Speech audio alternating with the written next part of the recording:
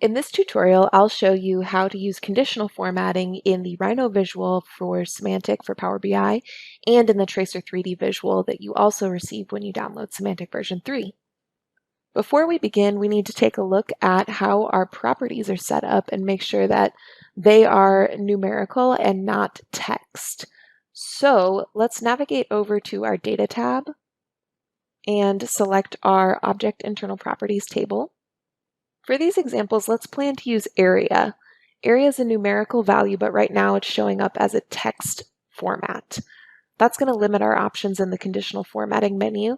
Navigate to the data type menu and drop down where it says text, and we will change this to a decimal number. Confirm the change. Now these numbers can be effectively used for conditional formatting. We'll return back to our report. Select on the visual that we want to edit. Navigate to the Format Your Visual tab. Drop down the Data Style panel. Change the color style if it's not already set to singular rule to singular rule. And select the function button that will allow us to set up the conditional formatting. Beneath Format Style, we can use Gradient. And beneath what field should we base this on, let's use that area field that we just set up as a numerical property. Beneath Summarization, we can see different options. For now, let's leave that as sum. We can decide whether or not to format empty values. If we format them as 0, it might skew our gradient upward slightly, especially if none of our area results of these panels are 0 values. It might be better to not format the 0 or empty values, or to set them as a specific color. We can choose to set a minimum value where we could type in a custom value here. In this case, we'll just use the lowest value, and we can change the color to be whatever we like.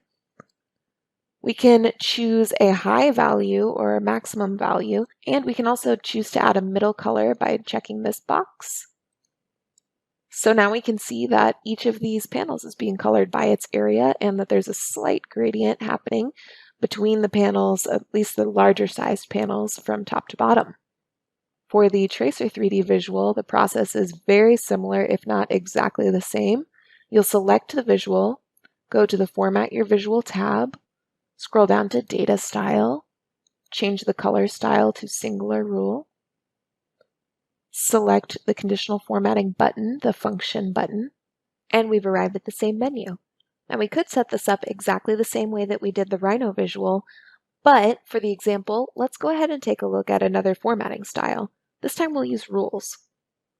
We can base this on the same field of area, leave this set to sum, and then for this use case, it might be interesting to think about having Power BI flag within the visual with a bright color any panel that falls within a certain range of sizes. We can set up a rule if the value is greater than or equal to, let's say, 100 square feet,